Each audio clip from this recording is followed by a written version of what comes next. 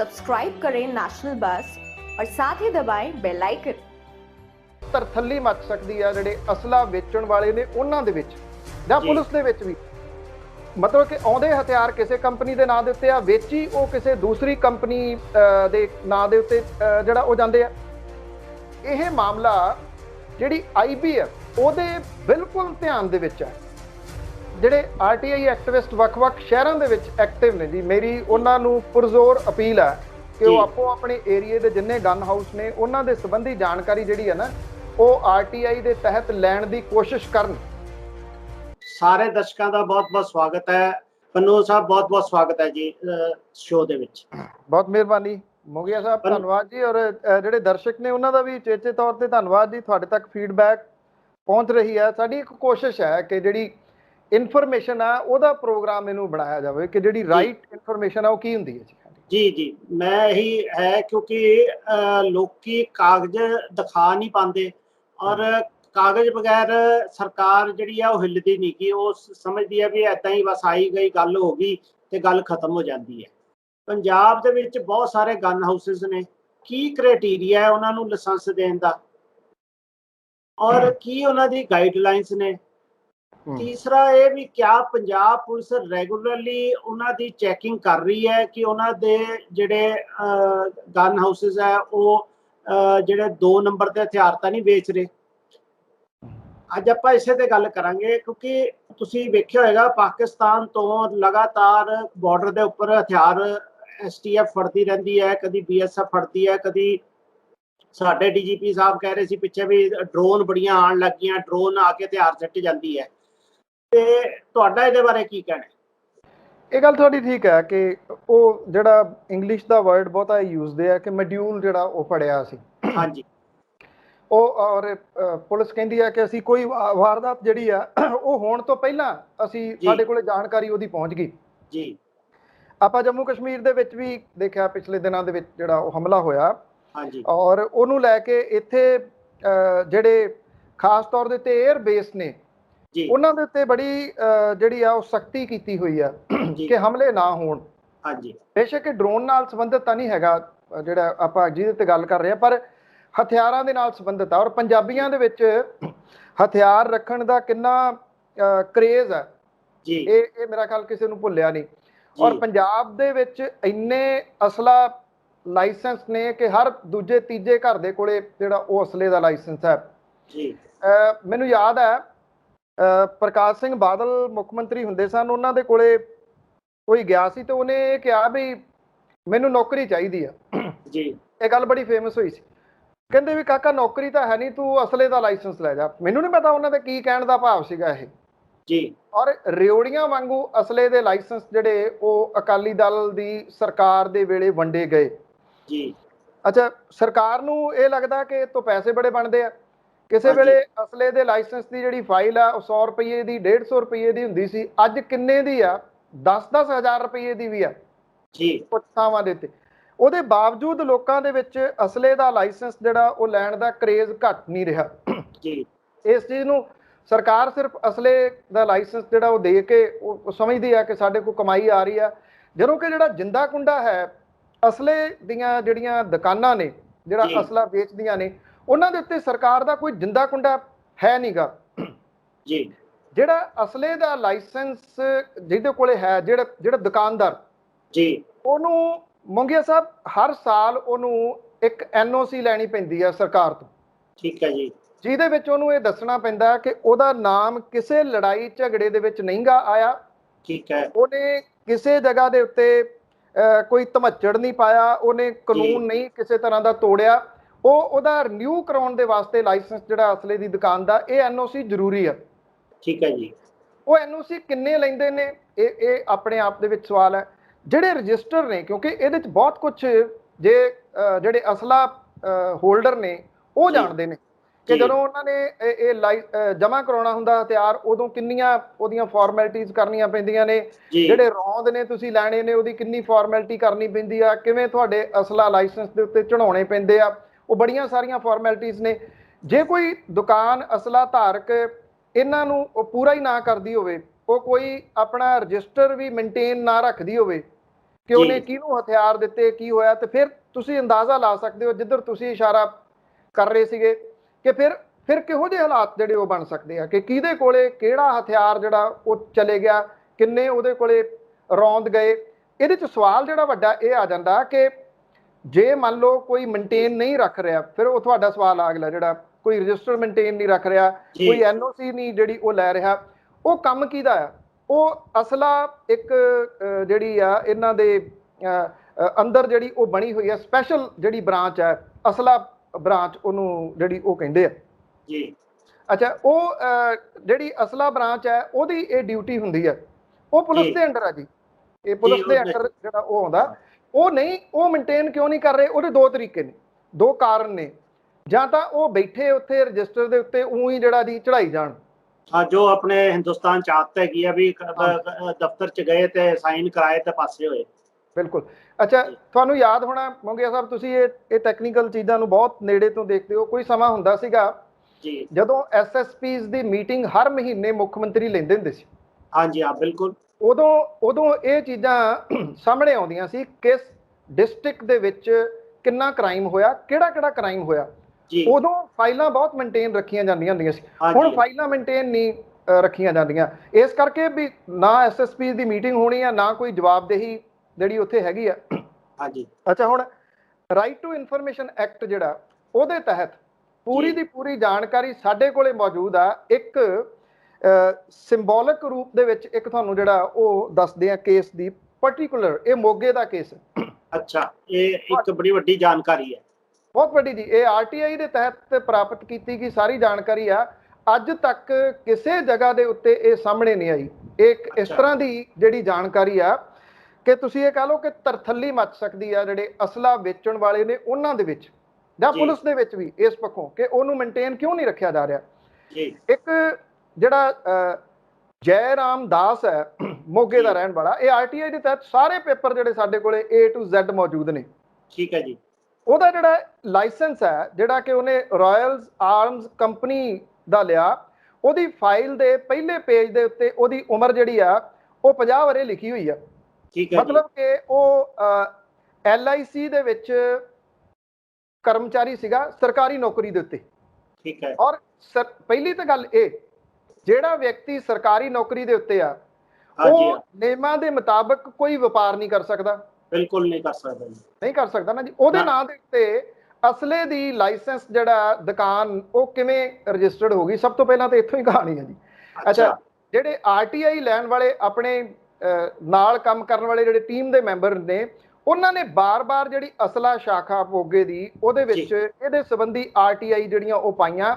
2000 ਤੋਂ ਲੈ ਕੇ ਉਹਨਾਂ ਨੇ ਸਾਰਾ ਰਿਕਾਰਡ ਜਿਹੜਾ ਸੀ ਉਹ ਮੰਗਿਆ। ਰਿਕਾਰਡ ਦੇ ਨਹੀਂ ਰਹੇ ਜੀ। ਦੇ ਕਿਉਂ ਨਹੀਂ ਰਹੇ? ਜਿਹੜੀ ਆਪਾਂ ਗੱਲ ਪਹਿਲਾਂ ਕੀਤੀ ਹੈ। ਹਾਂਜੀ। ਔਰ ਅੱਛਾ, ਉਹ ਕਿਉਂਕਿ ਜਿਹੜੀ ਰਾਇਲ ਆਰਮਸ ਕੰਪਨੀ ਆ, ਹਾਂਜੀ, ਇਹਦਾ ਕੋਈ ਸਾਈਨ ਨਹੀਂ ਲੱਗਿਆ ਹੋਇਆ ਉੱਥੇ ਜਿੱਥੇ ਇਹ ਦੁਕਾਨ ਆ। ਦੁਕਾਨ ਹੈਗੀ ਆ, ਅੱਛਾ, ਇਹਦਾ ਕੋਈ ਨਹੀਂ ਸਾਈਨ ਜਿਹੜਾ ਉਹ ਲੱਗਿਆ ਹੋਇਆ। ਨਾ ਜਿਹੜਾ ਜੈ ਰਾਮ ਦਾਸ ਹੈ, ਉਹਨੇ ਕਦੀ ਰਿਟਰਨ ਨਹੀਂ ਭਰੀ। ਅੱਛਾ, ਕਦੀ ਆਪਣੀ ਦੁਕਾਨ ਦੀ ਰਿਟਰਨ ਨਹੀਂ ਭਰੀ ਔਰ ਅਸਲੇ ਦੀ ਰਿਟਰਨ ਹੀ ਨਹੀਂ ਭਰੀ ਥਾਣੇ ਦੇ ਵਿੱਚ। ਬਿਲਕੁਲ। ਰਾਇਲ ਆਰਮਸ ਕੰਪਨੀ ਦੇ ਨਾਂ ਦੇ ਹੇਠ ਉਹਨੇ ਨਾ ਤਾਂ ਜਿਹੜਾ ਇਹਨਾਂ ਦੇ ਕੋਲੇ ਕੋਈ ਰਿਕਾਰਡ ਹੈ ਅਸਲਾ ਜਿਹੜੀ ਸ਼ਾਖਾ ਪੁਲਿਸ ਦੀ, ਉਹਦੇ ਵਿੱਚ ਨਾ ਉਹਨੇ ਕੋਈ ਰਿਟਰਨ ਜਿਹੜੀ ਹੈ ਜੀ ਉਹ ਭਰੀ ਹੈ। ਅੱਛਾ, ਹੁਣ ਜਦੋਂ ਉਹ ਫਰਮ ਹੀ ਹੈ ਨਹੀਂ, ਜਿਹਦਾ ਕੋਈ ਬੋਰਡ ਨਹੀਂ ਲੱਗਿਆ ਹੋਇਆ, ਉਹਦਾ ਅਸਲਾ ਕਿੱਥੇ ਜਾਂਦਾ ਜੀ? ਫਿਰ ਕਿੱਥੇ ਵਿਕਦਾ? ਇਹ ਵੱਡਾ ਸਵਾਲ ਆ ਗਿਆ ਜੀ। ਕੋਈ ਰਿਕਾਰਡ ਨਹੀਂਗਾ। ਔਰ ਫਿਰ ਸਵਾਲ ਇਹ ਆ ਕਿ ਇਹ ਦੁਕਾਨ ਕਿਵੇਂ ਚੱਲ ਰਹੀ ਹੈ? ਔਰ ਖਾਸ ਦੁਕਾਨ ਐਸਟੈਬਲਿਸ਼ਡ ਹੈ, ਦੁਕਾਨ ਕਾਗਜ਼ਾਂ ਦੇ ਵਿੱਚ ਐਸਟੈਬਲਿਸ਼ ਹੈ, ਉਹਨੂੰ ਲਾਇਸੈਂਸ ਇਸ਼ੂ ਹੋਇਆ ਅਸਲਾ ਵੇਚਣ ਦਾ। ਤੇ ਵੈਸੇ ਫਿਜ਼ੀਕਲੀ ਹੈ ਨਹੀਂ ਕੀ? ਹੈਗੀ ਹੈ ਜੀ। ਅੱਛਾ, ਫਿਜ਼ੀਕਲੀ ਵੀ ਹੈਗੀ ਹੈ। ਮੈਂ ਤੁਹਾਨੂੰ ਦੱਸਦਾ ਉੱਥੇ ਕੀ ਹੈ। ਜਿਹੜਾ ਬੋਰਡ ਲੱਗਿਆ ਹੋਇਆ, ਉਹ ਰਾਇਲ ਗਨ ਹਾਊਸ ਦਾ ਲੱਗਿਆ ਹੋਇਆ। ਅੱਛਾ, ਠੀਕ ਹੈ ਜੀ। ਮਤਲਬ ਕਿ ਦੋ ਕੰਪਨੀਆਂ ਪਿਓ ਪੁੱਤ ਦੇ ਨਾਂ ਦੇ ਉੱਤੇ ਰਜਿਸਟਰਡ ਨੇ। ਠੀਕ ਹੈ। ਇੱਕ ਕੰਪਨੀ ਪੁੱਤ ਦੇ ਨਾਂ ਦੇ ਉੱਤੇ ਰਜਿਸਟਰਡ ਹੈ, ਇੱਕ ਕੰਪਨੀ ਜਿਹੜਾ ਪਿਓ ਦੇ ਨਾਂ ਦੇ ਉੱਤੇ ਰਜਿਸਟਰਡ ਹੈ। ਠੀਕ ਹੈ ਜੀ। ਕਦੀ ਮਤਲਬ ਕਿ ਆਉਂਦੇ ਹਥਿਆਰ ਕਿਸੇ ਕੰਪਨੀ ਦੇ ਨਾਂ ਦੇ ਉੱਤੇ ਆ, ਵੇਚੀ ਉਹ ਕਿਸੇ ਦੂਸਰੀ ਕੰਪਨੀ ਦੇ ਨਾਂ ਦੇ ਉੱਤੇ ਜਿਹੜਾ ਉਹ ਜਾਂਦੇ ਆ। ਠੀਕ ਹੈ। ਅੱਛਾ, ਹੁਣ ਸਵਾਲ ਜਿਹੜਾ ਇਹਦੇ ਵਿੱਚ ਵੱਡਾ ਇਹ ਆ ਗਿਆ ਕਿ ਇਹ ਜਿੱਥੇ ਇਹ ਦੁਕਾਨ ਆ ਮੋਗੇ ਦੇ ਵਿੱਚ ਹੈ, ਔਰ ਤੁਹਾਨੂੰ ਪਤਾ ਹੈ ਕਿ ਜਿਹੜੇ ਗੈਂਗਸਟਰ ਨੇ ਉਹ ਬਹੁਤ ਜ਼ਿਆਦਾ ਉਸ ਏਰੀਆ ਦੇ ਵਿੱਚ ਨੇ। ਹਾਂਜੀ ਹਾਂ ਮੈਂ ਨਹੀਂ ਕਹਿੰਦਾ ਬਿਲਕੁਲ, ਕਿ ਉੱਥੋਂ ਹਥਿਆਰ ਵਿਕੇ ਹੋਣਗੇ, ਪਰ ਸੰਭਾਵਨਾ ਹੈ ਕਿ ਹਥਿਆਰ ਜਿਹੜੇ ਉਹ ਗਏ ਨਹੀਂ ਹੋ ਇਹ ਸਕਦੇ। ਸ਼ੱਕ ਦੇ ਦਾਇਰੇ 'ਚ ਹੈ ਜੀ ਇਹ। ਅੱਛਾ, ਹਾਂ ਜਦੋਂ ਇਹ ਆਰਟੀਆਈ ਪੈ ਜਾਂਦੀ ਹੈ ਅਸਲਾ ਸ਼ਾਖਾ ਦੇ ਵਿੱਚ, ਫਿਰ ਉਹ ਕੀ ਕਰਦੇ ਆ, ਇੱਕ ਛੋਟਾ ਜਿਹਾ, ਬਹੁਤ ਛੋਟਾ ਜਿਹਾ ਬੋਰਡ ਜਿਹੜਾ ਉਹ ਉੱਥੇ ਲਾ ਦਿੰਦੇ ਆ ਜੀ। ਮੇਨ ਰਾਇਲ ਗਨ ਹਾਊਸ ਦਾ ਉਸੇ ਤਰੀਕੇ ਨਾਲ ਲੱਗਾ ਰਹਿੰਦਾ। ਰਾਇਲ ਆਰਮਜ਼ ਕੰਪਨੀ ਦਾ ਇੱਕ ਛੋਟਾ ਜਿਹਾ ਜਿਹੜਾ ਬੋਰਡ ਆ ਉਹ ਸਾਈਡ ਦੇ ਉੱਤੇ ਥੋੜਾ ਜਿਹਾ ਕਰਕੇ ਜਿਹੜਾ ਉਹ ਲਾ ਦਿੰਦੇ ਆ। ਠੀਕ ਅੱਛਾ, ਹੈ ਦੁਕਾਨ ਜਿਹੜੀ ਆ ਉਹਨੂੰ ਜਿਹੜੀ ਜੰਗਲੇ ਵਗੈਰਾ ਲਾਉਣੇ ਹੁੰਦੇ ਆ ਉਹ ਵੀ ਜਦੋਂ ਆਰਟੀਆਈ ਪੈਂਦੀ ਆ ਉਦੋਂ ਲਾਏ ਜਾਂਦੇ ਆ, ਜਦੋਂ ਕਿ ਜਿਹੜੀ ਆਰਟੀਆਈ ਆ ਉਹਦੇ ਵਿੱਚ ਇਹ ਕਿਹਾ ਗਿਆ ਕਿ ਇਹ ਐਕਚੁਅਲੀ ਜੰਗਲੇ ਜਿਹੜੇ ਆ ਉਹ ਪੁਰਾਣੇ ਲੱਗੇ ਹੋਏ ਆ 11 ਤੋਂ, ਇਹਦੇ ਹੈ ਅੱਛਾ ਨਹੀਂ ਗੇ। ਆਰਟੀਆਈ ਇਹ ਕਹਿੰਦੀ ਆ ਕਿ ਉਹਨਾਂ ਦੇ ਲੱਗੇ ਹੋਏ ਆ ਬਿਲਕੁਲ ਜਿਹੜਾ ਉਹ ਠੀਕ ਠਾਕ ਨੇ। ਜੈਰਾਮ ਜਿਹੜਾ ਕਿ ਜਿਹਦੇ ਨਾਂ ਦੇ ਉੱਤੇ ਕੰਪਨੀ ਆ, ਉਹਨੇ ਜਿਹੜਾ ਨਕਸ਼ਾ ਦਿਖਾਇਆ, ਜਿਹੜਾ ਪਾਸ ਕਰਾਇਆ ਹੋਇਆ, ਹਾਂਜੀ ਉਹ ਨਕਸ਼ਾ ਜਿਹੜਾ ਪਾਸ ਹੈ ਉੱਥੇ ਜੀ ਇਸ ਵੇਲੇ ਜਿਹੜੀ ਮੈਡਮ ਸ਼ੋਰੂਮ ਹੈ ਉਹਦਾ ਸ਼ੋਰੂਮ ਹੈ, ਉਸ ਜਗ੍ਹਾ ਦਾ ਨਕਸ਼ਾ ਪਾਸ ਹੈ, ਨਾ ਕਿ ਜਿਹੜਾ ਜੀ ਰਾਇਲ ਗਨ ਹਾਊਸ ਆ ਉਸ ਜਗ੍ਹਾ ਦਾ ਨਕਸ਼ਾ ਪਾਸ ਹੈ। Very good. ਇਹ ਤਾਂ ਬਹੁਤ ਵੱਡਾ ਸਕੈਂਡਲ ਹੈ ਕਿ ਜਿਸ ਚੀਜ਼ ਦਾ ਅਸੀਂ ਜਿਸ ਦੁਕਾਨ ਦਾ ਨਕਸ਼ਾ ਦਿੱਤਾ ਹੈ ਉਹ ਦੁਕਾਨ ਕਿਸੇ ਹੋਰ ਦੀ ਹੈ, ਉੱਥੇ ਕੋਈ ਹੋਰ ਹੀ ਸ਼ੋਰੂਮ ਖੁੱਲਿਆ ਹੋਇਆ, ਗਨ ਹਾਊਸ ਹੈ ਹੀ ਨਹੀਂਗਾ ਉੱਥੇ। ਉੱਥੇ ਗਨ ਹਾਊਸ ਹੈ ਨਹੀਂ, ਜਿਹੜਾ ਨਕਸ਼ਾ ਪਾਸ ਹੈ, ਜਿਹੜਾ ਪਾਸ ਇਹਨਾਂ ਹੈ। ਨੇ ਰਿਕਾਰਡ ਦੇ ਵਿੱਚ ਜਿਹੜਾ ਜੀ ਉਹ ਲਾਇਆ ਹੋਇਆ। ਠੀਕ ਅੱਛਾ, ਹੈ ਫਿਰ ਜਦੋਂ ਤੁਸੀਂ ਇਹ ਅਸਲੇ ਵੇਚਣ ਦੇ ਜਿਹੜਾ ਲਾਇਸੈਂਸ ਲੈਣਾ, ਹਾਂਜੀ ਉਹਦੇ ਵਾਸਤੇ ਤੁਹਾਡੇ ਕੋਲੇ ਐਕਸਪੀਰੀਅੰਸ ਚਾਹੀਦਾ। ਉਹਨੇ ਉਹਦੇ ਹਾਂਜੀ ਵਿੱਚ ਕੋਈ ਆਪਣਾ ਐਕਸਪੀਰੀਅੰਸ ਸਰਟੀਫਿਕੇਟ ਨਹੀਂ ਲਾਇਆ ਹੋਇਆ ਜਦੋਂ ਇਹ ਲਾਇਸੈਂਸ ਜਿਹੜਾ ਉਹ ਲੈਂਦਾ, ਠੀਕ ਹੈ ਉਹਦੇ ਵਿੱਚ ਕੋਈ ਐਕਸਪੀਰੀਅੰਸ ਜਿਹੜਾ ਉਹ ਨਹੀਂਗਾ। ਜੀ ਜਿਹੜਾ ਇਹ ਅਸਲੇ ਦੀ ਦੁਕਾਨ ਹੈ ਮੋਂਗੀਆ ਸਾਹਿਬ, ਇਹ ਇਹੋ ਜਿਹੀ ਜਗ੍ਹਾ ਦੇ ਉੱਤੇ ਹੋਣੀ ਚਾਹੀਦੀ ਆ ਜਿੱਥੇ ਉਹਨੂੰ ਜਿਹੜਾ ਨਿਕਲਣ ਤੇ ਵੜਨ ਦੇ ਵਾਸਤੇ ਸੌਖਾ ਜਿਹੜਾ ਉਹ ਜੀ ਰਾਹ ਹੋਵੇ, ਮਤਲਬ ਕਿ ਚੱਲਦਾ ਰਾਹ ਹੋਵੇ, ਵੀ ਜਿੱਥੇ ਉਹਨੂੰ ਲੁੱਟ ਘਸੁੱਟ ਨਾ ਹੋਵੇ। ਜੀ ਜਦੋਂ ਕਿ ਇਹ ਜਿਹੜੀ ਦੁਕਾਨ ਹੈ, ਨਕਸ਼ਾ ਤਾਂ ਪਾਸ ਕਰਾ ਲਿਆ ਮੇਨ ਰੋਡ ਵਾਲਾ ਜਿੱਥੇ ਮੈਡਮ ਦਾ ਸ਼ੋਰੂਮ ਹੈ, ਜੀ ਤੇ ਇਹਨੂੰ ਖੋਲ ਲਿਆ ਇੱਕ ਭੀੜੀ ਗਲੀ ਦੇ ਵਿੱਚ ਜਾ ਕੇ ਨੁੱਕਰ ਦੇ ਉੱਤੇ ਜਿਹੜਾ ਜੀ। ਅੱਛਾ ਇਹ ਦੇਖੋ ਤੁਸੀਂ। ਅੱਛਾ, ਜਿਹੜਾ ਰਾਇਲ ਗਨ ਹਾਊਸ ਹੈ ਸਤਪਾਲ ਬਿੱਲਾ ਵਾਲੀ ਜਿਹੜਾ ਜੀ, ਉਹਦੇ ਵਿੱਚ ਉਹਨੇ ਨਕਸ਼ਾ ਗਲਤ ਦਿਖਾਇਆ ਹੋਇਆ, ਲਾਇਸੈਂਸ ਲਿਆ। ਸਵਾਲ ਇਹ ਆ ਕਿ ਦੋ ਲਾਇਸੈਂਸ ਇੱਕ ਨਕਸ਼ੇ ਦੇ ਉੱਤੇ ਕਿਵੇਂ ਮਿਲ ਗਏ? ਹਾਂ ਰਾਇਲ ਗਨ ਹਾਊਸ ਜਿਹੜਾ ਆਪਾਂ ਗੱਲ ਕਰ ਰਹੇ ਹਾਂ, ਜਿਹੜਾ ਇਹਨਾਂ ਦਾ ਬੋਰਡ ਲੱਗਿਆ ਰਾਇਲ ਗਨ ਹਾਊਸ ਤੇ ਰਾਇਲ ਰਾਇਲ ਆਰਮਸ ਕੰਪਨੀ, ਇਹ ਦੋਨੋਂ ਇੱਕੋ ਜਗ੍ਹਾ ਤੇ ਕਿਵੇਂ ਹੋ ਸਕਦੇ ਨੇ? ਕਿਉਂਕਿ ਇਹ ਦੋ ਅਲੱਗ-ਅਲੱਗ ਕੰਪਨੀਆਂ ਨੇ, ਦੋ ਅਲੱਗ-ਅਲੱਗ ਦੁਕਾਨਾਂ ਖੁੱਲਣਗੀਆਂ ਤੇ ਇੱਕੋ ਹੀ ਦੁਕਾਨ ਦੇ ਉੱਪਰ ਕਿਸ ਤਰ੍ਹਾਂ ਇਹ ਦੇਤਾ? ਇਹ ਤਾਂ ਬੜਾ ਵੱਡਾ ਸਕੈਂਡਲ, ਔਰ ਇਹਦਾ ਪ੍ਰੋਪਰ ਇਨਵੈਸਟੀਗੇਸ਼ਨ ਹੋਣੀ ਚਾਹੀਦੀ ਹੈ। ਬਿਲਕੁਲ। ਔਰ ਅੱਛਾ, ਫਿਰ ਇਹਦੇ ਵਿੱਚ ਇੱਕ ਹੋਰ ਤੁਸੀਂ ਦੇਖੋ ਜੀ ਕਿ ਜਿਵੇਂ ਮੈਂ ਤੁਹਾਨੂੰ ਕਿਹਾ ਕਿ ਜਦੋਂ ਤੁਸੀਂ ਐਨਓਸੀ ਲੈਣੀ ਆ ਹਰ ਸਾਲ, ਜੀ ਉਹਦੇ ਵਿੱਚ ਇਹ ਕੰਪਲਸਰੀ ਹੈ ਕਿ ਤੁਹਾਡੇ ਉੱਤੇ ਕੋਈ ਪੁਲਿਸ ਦਾ ਕੇਸ ਨਾ ਦਰਜ ਹੋਵੇ, ਤੁਸੀਂ ਕਿਸੇ ਇਹੋ ਜਿਹੀ ਐਕਟੀਵਿਟੀ ਦੇ ਵਿੱਚ ਇਨਵੋਲਵ ਨਾ ਹੋਵੋ ਜਿਹਦੇ ਵਿੱਚ ਤੁਹਾਡੇ ਤੇ ਪਰਚਾ ਦਰਜ ਹੋਇਆ ਹੋਵੇ। ਪਰਚਾ ਵੀ ਦਰਜ ਹੋਇਆ ਹੋਵੇ, ਇਹ ਨਹੀਂ ਕਿ ਕਨਵਿਕਟ ਹੈ, ਪਰਚਾ ਵੀ ਦਰਜ ਨਹੀਂ ਹੋਇਆ ਹੋਣਾ ਚਾਹੀਦਾ। ਜਦੋਂ ਕਿ ਜਿਹੜਾ ਇਹਦੇ ਵਿੱਚ ਤੁਸੀਂ ਦੇਖੋ, ਜਿਹੜਾ ਸਤਪਾਲ ਬਿੱਲਾ ਹੈ, ਉਹਦੇ ਉੱਤੇ ਉਹਦੀ ਪੂਰੀ ਫੈਮਿਲੀ ਦੇ ਉੱਤੇ ਜਿਹੜਾ ਉਹ ਮਾਮਲਾ ਦਰਜ ਹੈ 2013 ਦੇ ਵਿੱਚ ਜਿਹੜਾ ਉਹ ਦਰਜ ਹੋਇਆ। ਅੱਛਾ, ਉਹਨਾਂ ਨੇ ਇਹਦਾ ਜਦੋਂ ਉਹ ਹਰ ਸਾਲ ਜਿਹੜੀ ਐਨਓਸੀ ਲੈਂਦੇ ਆ ਉਹਦੇ ਵਿੱਚ ਉਹਨਾਂ ਨੇ ਕੋਈ ਜ਼ਿਕਰ ਨਹੀਂ ਕੀਤਾ ਹੋਇਆ ਜੀ। ਅੱਛਾ, ਜਿਹੜੀ ਆਰਟੀਆਈ ਦੇ ਤਹਿਤ ਜਦੋਂ ਪਿਛਲੇ 10 ਸਾਲਾਂ ਦਾ ਰਿਕਾਰਡ ਜਿਹੜਾ ਉਹ ਮੰਗਿਆ ਗਿਆ ਤੇ ਇਹ ਕਹਿ ਦਿੱਤਾ ਗਿਆ ਕਿ ਇਹਦਾ ਅਸੀਂ ਜਾ ਕੇ ਪੁਲਿਸ ਨੇ ਇਹ ਕਿਹਾ ਕਿ ਅਸੀਂ ਵੈਰੀਫਾਈ ਕੀਤਾ ਸੀਗਾ, ਉੱਥੇ ਸਾਰਾ ਕੁਝ ਜਿਹੜਾ ਉਹ ਰਿਕਾਰਡ ਦਿਖਾਇਆ ਸੀਗਾ ਆਰਟੀਆਈ ਦੇ ਤਹਿਤ। ਜਦੋਂ ਕਿ ਜਿਹੜੀ ਮੈਂ ਤੁਹਾਨੂੰ ਗੱਲਾਂ ਦੱਸੀਆਂ ਨੇ ਵੀ ਨਕਸ਼ਾ ਕਿਸੇ ਹੋਰ ਚੀਜ਼ ਦਾ, ਉਹ ਸਾਰਾ ਕੁਝ ਪੁਲਿਸ ਨੇ ਜਿਹੜਾ ਲਾਇਆ ਹੋਇਆ ਕਿ ਉੱਥੇ ਸਭ ਕੁਝ ਜਿਹੜਾ ਉਹ ਠੀਕ ਹੈ। ਅੱਛਾ, ਜਿਹੜਾ ਸਤਪਾਲ ਬਿੱਲਾ ਜਿਹਨੇ ਜਦੋਂ ਇਹ ਲਾਇਸੈਂਸ ਅਪਲਾਈ ਕੀਤਾ, ਉਹ ਮਾਨਸਾ ਦੀ ਇੱਕ ਕਿਸੇ ਕੋਈ ਫਰਮ ਦਾ ਐਕਸਪੀਰੀਅੰਸ ਸਰਟੀਫਿਕੇਟ ਜਿਹੜਾ ਜੀ ਉਹ ਲਾਉਂਦਾ, ਔਰ ਮਿੱਡਾ ਗਨ ਹਾਊਸ ਦਾ ਸਰਟੀਫਿਕੇਟ ਲਾਉਂਦਾ ਐਕਸਪੀਰੀਅੰਸ ਦਾ। ਤੇ ਇਹਦੇ ਵਿੱਚ ਇੰਟਰਸਟਿੰਗਲੀ ਗੱਲ ਜਿਹੜੀ ਉਹ ਅੱਗੇ ਇਹ ਹੋ ਜਾਂਦੀ ਹੈ ਕਿ ਜਿਹੜਾ ਮਿੱਡਾ ਗਨ ਹਾਊਸ ਆ ਉਹ ਗੈਰ ਕਾਨੂੰਨੀ ਅਸਲਾ ਵੇਚਣ ਦੇ ਕੇਸ ਦੇ ਵਿੱਚ ਜਿਹੜਾ ਜੀ ਉਹ ਫੜਿਆ ਗਿਆ ਸੀਗਾ। ਇਹ ਜਿਹੜੀ ਸ਼ੌਪ ਹੈ, ਅੱਛਾ, ਉਹਦਾ ਐਕਸਪੀਰੀਅੰਸ ਜਿਹੜਾ ਉਹ ਸਰਟੀਫਿਕੇਟ ਬਣਦਾ।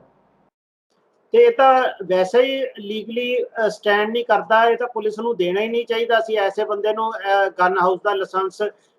ਜਿਸ ਬੰਦੇ ਨੇ ਐਸੀ ਕੰਪਨੀ ਦਾ ਲਾਇਸੈਂਸ ਲਾਇਆ ਹੈ ਜਿਹਦਾ ਆਲਰੇਡੀ ਇਲੀਗਲ ਆਰਮਸ ਦੇ ਡੀਲਸ ਦੇ ਵਿੱਚ ਉਹਦਾ ਨਾਮ ਆ ਚੁੱਕਾ ਹੈ। ਜਿਹੜੀ ਆਰਟੀਆਈ ਦੇ ਤਹਿਤ ਇਹਦੇ ਪੇਪਰ ਪੂਰੇ ਦੇ ਪੂਰੇ ਜਿਹੜੇ ਉਹ ਮੌਜੂਦ ਨੇ, ਉਹਦੇ ਵਿੱਚ ਜਿਹੜੀ ਵੈਰੀਫਿਕੇਸ਼ਨ ਹੁੰਦੀ ਆ ਜਿੰਨੇ ਵੀ ਪੇਪਰ ਨੇ ਉਹਦੇ ਵਿੱਚ ਇਹ ਕਿਹਾ ਹੋਇਆ ਕਿ ਅਸੀਂ ਜਾ ਕੇ ਦੇਖਿਆ ਸਾਰਾ ਕੁਝ ਸਹੀ ਹੈ, ਜਦੋਂ ਕਿ ਰਿਐਲਿਟੀ ਇਹ ਆ ਕਿ ਜਿਹੜੇ ਪੇਪਰ ਲਾਏ ਗਏ ਆ ਉਹ ਗਲਤ ਲਾਏ ਗਏ ਆ। ਜਿਹੜਾ ਕਰੈਕਟਰ ਸਰਟੀਫਿਕੇਟ ਜਿਹੜਾ ਉਹ ਲੱਗਦਾ ਉਹਦੇ ਵਿੱਚ ਕਿਤੇ ਮੈਂਸ਼ਨ ਨਹੀਂਗਾ ਕਿ ਇਹਨਾਂ ਦੇ ਉੱਤੇ ਕੋਈ ਕੇਸ ਜਿਹੜਾ ਉਹ ਦਰਜ ਹੋਇਆ ਸੀਗਾ, ਜਦੋਂ ਕਿ ਕੇਸ ਦਰਜ ਹੋਇਆ। ਅੱਛਾ, ਪਤਾ ਇਹ ਵੀ ਲੱਗਾ ਜੀ ਜਿਹੜੇ ਮੰਗੀਆ ਸਾਹਿਬ ਕਿ ਇਹ ਮਾਮਲਾ ਜਿਹੜੀ IB ਹੈ ਹਾਂਜੀ ਉਹਦੇ ਬਿਲਕੁਲ ਧਿਆਨ ਦੇ ਵਿੱਚ ਹੈ ਕੰਪਲੀਟਲੀ। ਓਕੇ, ਹੁਣ ਸਵਾਲ ਇਹ ਆ ਕਿ ਜੇ IB ਦੇ ਧਿਆਨ ਦੇ ਵਿੱਚ ਹੈ ਤਾਂ ਔਰ ਕਦੋਂ ਤੋਂ ਧਿਆਨ ਦੇ ਵਿੱਚ ਹੈ ਇਹ ਐਗਜ਼ੈਕਟਲੀ ਤਾਂ ਨਹੀਂ ਪਤਾ, ਪਰ ਉਹਨਾਂ ਦੇ ਪੂਰੇ ਨੋਟਿਸ ਦੇ ਵਿੱਚ ਹੈ ਕਿ IB ਦੇ ਹੱਥ ਖੜੇ ਆ, ਉਹਦੇ ਤੋਂ ਕੁਝ ਨਹੀਂ ਹੋ ਰਿਹਾ, ਜਾਂ ਪੁਲਿਸ ਦੇ ਜਿਹੜੇ ਉਹ ਹੱਥ ਖੜੇ ਆ ਕਿ ਐਡੀ ਜਿਹੜਾ ਇਹ ਗੈਰ ਕਾਨੂੰਨੀ ਕਾਰੋਬਾਰ ਆ ਉਹ ਚੱਲ ਕਿਵੇਂ ਰਿਹਾ। ਇਹ ਸਭ ਤੋਂ ਵੱਡਾ ਜਿਹੜਾ ਉਹ ਸਵਾਲ ਹੈ। ਔਰ ਮੈਂ ਫੇਰ ਦੱਸ, ਮੈਂ ਬਾਰ-ਬਾਰ ਮੈਂ ਤਾਂ ਕਹਿ ਰਿਹਾ ਕਿ ਕਈ ਵਾਰੀ ਲੱਗਦਾ ਕਿ ਪਤਾ ਨਹੀਂ, ਜਿਵੇਂ ਤੁਸੀਂ ਸਟਾਰਟਿੰਗ 'ਚ ਗੱਲ ਕੀਤੀ ਸੀ ਪੇਪਰਾਂ ਵਾਲੀ, ਹਾਂਜੀ ਹਾਂ, ਆਪਾਂ ਨੂੰ ਕਿੰਨੇ ਹਫ਼ਤੇ ਲੱਗੇ ਇਹਦੇ ਉੱਤੇ, ਪਰ ਉਨੀ ਦੇਰ ਤੱਕ ਗੱਲ ਨਹੀਂ ਕੀਤੀ ਜਿੰਨੀ ਦੇਰ ਤੱਕ ਉਹ ਸਮੁੱਚੇ ਜਿਹੜੇ ਪੇਪਰ ਨੇ ਆਪਣੀ ਟੀਮ ਨੇ ਲਿਆ ਕੇ ਨਹੀਂ ਦੇ ਦਿੱਤੇ ਵੀ ਆਹ RTI ਦੇ ਤਹਿਤ ਕੱਲਾ ਪੇਪਰ ਔਰ ਪੁਲੰਦਾ ਇਹ ਪੇਪਰਾਂ ਦਾ ਵੱਡਾ ਇੱਕ।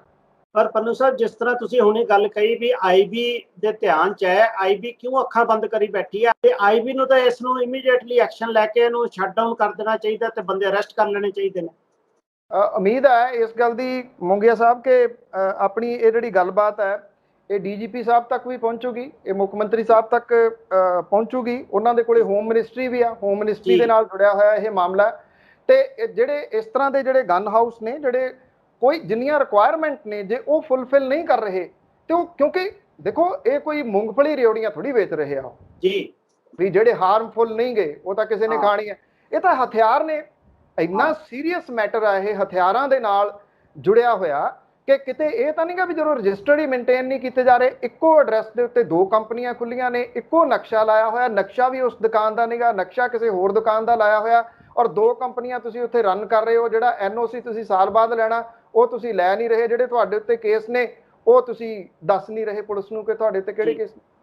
ਤੇ ਇਹ ਤਾਂ ਪੰਨੂ ਸਾਹਿਬ ਪ੍ਰੋਪਰ ਇੱਕ ਆਡਿਟ ਹੋਣਾ ਚਾਹੀਦਾ ਹੈ, ਸਾਰੀਆਂ ਜਿੰਨੀਆਂ ਗਨ ਹਾਊਸਿਸ ਨੇ ਉਹਨਾਂ ਦੀ ਇੱਕ ਇਨਸਪੈਕਸ਼ਨ ਹੋਣੀ ਚਾਹੀਦੀ ਹੈ, ਔਰ ਸਾਰਾ ਕੁਝ ਪ੍ਰੋਪਰਲੀ ਇਨਵੈਸਟੀਗੇਟ ਕਰਕੇ ਤੇ ਦੁਬਾਰਾ ਕਿਹਨੂੰ ਦੇਣਾ ਲਾਇਸੈਂਸ, ਕਿਹਦੇ ਕੈਂਸਲ ਕਰਨੇ ਨੇ, ਜਾਂ ਜਿਹੜਾ ਇਲੀਗਲੀ ਜਿਸ ਤਰ੍ਹਾਂ ਤੁਸੀਂ ਕਿਹਾ ਵੀ ਇਲੀਗਲ ਚੱਲ ਰਿਹਾ ਉਹਨਾਂ ਨੂੰ ਅਰੈਸਟ ਕੀਤਾ ਜਾਵੇ। ਇਹ ਤਾਂ ਬੜਾ ਸੀਰੀਅਸ ਆਫੈਂਸ ਹੈ ਔਰ ਸੀਰੀਅਸ ਨੈਕਸਸ ਚੱਲ ਰਿਹਾ ਹੈ। ਇਹ ਤਾਂ ਇਮੀਡੀਏਟ ਐਕਸ਼ਨ ਹੋਣਾ ਚਾਹੀਦਾ ਔਰ ਸਾਡੇ DGP ਸਾਹਿਬ ਇਹੋ ਜਿਹੀਆਂ ਚੀਜ਼ਾਂ ਵੱਲ ਧਿਆਨ ਹੀ ਨਹੀਂ ਦਿੰਦੇ। ਮੈਂ ਸਮਝਦਾ ਜਿਹੜਾ ਲਫ਼ਜ਼ ਉਹ ਕਹਿੰਦੇ ਨੇ ਮੋਡਿਊਲ ਜਿਹੜਾ ਜੀ, ਕੀ ਇਹ ਉਹਦਾ ਪਾਰਟ ਨਹੀਂ ਹੈ ਜੀ? ਇਹ ਵੀ ਇਹ ਮੋਡਿਊਲ ਨਹੀਂ ਜਿਹੜਾ ਜੀ ਉਹ ਚੱਲ ਰਿਹਾ ਜਿਹੜਾ। ਹਾਂ, ਇੰਨਾ ਹੈ ਕਿ ਤੁਸੀਂ ਇਹ ਕਹਿ ਲਓ ਕਿ ਇਹ ਕਾਗਜ਼ਾਂ ਪੱਤਰਾਂ ਦੇ ਵਿੱਚ ਸਰਕਾਰ ਦੇ ਅੱਖਾਂ ਦੇ ਵਿੱਚ ਘੱਟਾ ਪਾਇਆ ਜਾ ਰਿਹਾ ਜੀ, ਔਰ ਇਹ ਇਮੀਡੀਏਟਲੀ ਇਹਨਾਂ ਦਾ ਜਿਹੜਾ ਲਾਇਸੈਂਸ ਹੈ ਉਹ ਰੱਦ ਕਰਕੇ ਇਹਦੀ ਫੇਅਰ ਇਨਵੈਸਟੀਗੇਸ਼ਨ ਜਿਹੜੀ ਆ ਹਾਈ ਰੈਂਕ ਦੇ ਆਫੀਸਰ ਤੋਂ ਹੋਣੀ ਚਾਹੀਦੀ ਹੈ। ਔਰ ਆਫੀਸਰ ਵੀ ਕੋਈ ਸੀਨੀਅਰ ਹੋਵੇ, IG ਰੈਂਕ ਦਾ ਆਫੀਸਰ ਹੋਵੇ, ਉਹ ਇਨਵੈਸਟੀਗੇਸ਼ਨ ਕਰੇ, ਨਾ ਕਿ ਲੋਕਲ ਲੈਵਲ ਦਾ ਕੋਈ SSP DSP SHO ਤਾਂ ਬਿਲਕੁਲ ਵੀ ਨਹੀਂ ਪਾਣਾ ਚਾਹੀਦਾ ਜਿਹੜਾ ਮੌਕੇ 'ਚ ਪੋਸਟਡ ਹੋਵੇ। ਰਾਦਰ ਦੂਸਰੇ ਜ਼ਿਲ੍ਹਿਆਂ ਤੋਂ ਇਨਵੈਸਟੀਗੇਟਿੰਗ ਅਫਸਰ ਜਾਣੇ ਚਾਹੀਦੇ ਨੇ ਔਰ ਪ੍ਰੋਪਰ ਇਨਵੈਸਟੀਗੇਸ਼ਨ ਇਹ ਹੋਣੀ ਚਾਹੀਦੀ ਹੈ। ਰਾਦਰ ਇੱਕ ਕਮੇਟੀ ਬਣਨੀ ਚਾਹੀਦੀ ਹੈ ਇੱਕ ਸੀਨੀਅਰ IG ਦੇ ਥੱਲੇ ਜਾਂ ਐਡੀਸ਼ਨਲ DGP ਦੇ ਥੱਲੇ, ਵੀ ਜਿਹੜਾ ਸਾਰੇ ਪੰਜਾਬ ਦੇ ਗਨ ਹਾਊਸਿਸ ਨੂੰ ਆਡਿਟ ਕਰੇ ਔਰ ਉਹਨਾਂ ਦਾ ਇਨਸਪੈਕਸ਼ਨ ਕਰੇ ਔਰ ਪ੍ਰੋਪਰ ਵੇਖੇ ਵੀ ਕੀ ਇਹਦੇ 'ਚ ਕਮੀਆਂ ਨੇ ਔਰ ਜਿਨ੍ਹਾਂ ਦੇ ਅਗੇਂਸਟ ਐਕਸ਼ਨ ਬਣਦੀ ਕਾਰਵਾਈ ਕੀਤੀ ਜਾਣੀ ਚਾਹੀਦੀ ਹੈ। ਔਰ ਜਿਹੜੇ RTI ਐਕਟਿਵਿਸਟ ਵੱਖ-ਵੱਖ ਸ਼ਹਿਰਾਂ ਦੇ ਵਿੱਚ ਐਕਟਿਵ ਨੇ ਜੀ, ਮੇਰੀ ਉਹਨਾਂ ਨੂੰ ਪੁਰਜ਼ੋਰ ਅਪੀਲ ਹੈ ਕਿ ਉਹ ਆਪੋ ਆਪਣੇ ਏਰੀਏ ਦੇ ਜਿੰਨੇ ਗਨ ਹਾਊਸ ਨੇ ਉਹਨਾਂ ਦੇ ਸੰਬੰਧੀ ਜਾਣਕਾਰੀ ਜਿਹੜੀ ਹੈ ਨਾ ਉਹ RTI ਦੇ ਤਹਿਤ ਲੈਣ ਦੀ ਕੋਸ਼ਿਸ਼ ਕਰਨ, ਕਿਉਂਕਿ ਇਹ ਸਾਡੇ ਸਭ ਦੀ ਸਿਕਿਉਰਿਟੀ ਦੇ ਨਾਲ, ਸੁਰੱਖਿਆ ਦੇ ਨਾਲ ਜੁੜਿਆ ਹੋਇਆ ਮਾਮਲਾ, ਤਾਂ ਕਿ ਇਸ ਤਰ੍ਹਾਂ ਦੇ ਗਨ ਹਾਊਸ ਕੋਈ ਹੋਰ ਜਗ੍ਹਾ ਦੇ ਉੱਤੇ ਨਾ ਚੱਲ ਰਹੇ ਹੋਣ। ਜੀ ਪੰਨੂ ਸਾਹਿਬ, ਬਹੁਤ-ਬਹੁਤ ਧੰਨਵਾਦ। ਤੁਸੀਂ ਬਹੁਤ ਵੱਡਾ ਅੱਜ ਇੱਕ ਖੁਲਾਸਾ ਕੀਤਾ ਹੈ ਔਰ ਮੈਂ ਉਮੀਦ ਕਰਦਾ ਵੀ DGP ਸਾਹਿਬ ਇਸ ਮਸਲੇ 'ਚ ਪ੍ਰੋਪਰ ਇੱਕ ਕਮੇਟੀ ਬਿਠਾਉਣਗੇ ਔਰ ਉਹਨੂੰ ਇਨਵੈਸਟੀਗੇਟ ਕਰਨਗੇ ਔਰ ਇਨਵੈਸਟੀਗੇਟ ਕਰਕੇ ਜਿਹੜੇ ਇਲੀਗਲ ਚੱਲ ਰਹੇ ਨੇ ਜਾਂ ਇਹ ਜੇ ਗਨ ਹਾਊਸਿਸ ਨੇ ਜਿਨ੍ਹਾਂ ਨੇ ਜਿਵੇਂ ਆਪਾਂ ਕਹਿ ਲਈਏ ਵੀ ਇਹ ਦਿਖਾਣ ਨੂੰ ਕੁਛ ਤੇ ਅੰਦਰੋਂ ਕੁਛ ਨੇ, ਇਹਨਾਂ ਦੇ ਖਿਲਾਫ ਸਖਤ ਤੋਂ ਸਖਤ ਕਾਰਵਾਈ ਕਰਨਗੇ। ਤੇ ਆਪਾਂ ਹੁਣ ਅਗਲੇ ਸੈਸ਼ਨ ਦੇ ਵਿੱਚ ਹੋਰ ਨਵਾਂ ਮੁੱਦਾ ਲੈ ਕੇ ਆਪਣੇ ਦਰਸ਼ਕਾਂ ਤੱਕ ਪਹੁੰਚਾਂਗੇ। ਬਹੁਤ-ਬਹੁਤ ਧੰਨਵਾਦ ਸਾਡੇ ਨਾਲ ਅੱਜ ਜੁੜਨ ਦਾ। ਮਿਹਰਬਾਨੀ। नेशनल बस पर लेटेस्ट न्यूज और एंटरटेनमेंट वीडियोस देखने के लिए सब्सक्राइब करें, लाइक करें, कमेंट करें और शेयर करें। Thanks for watching.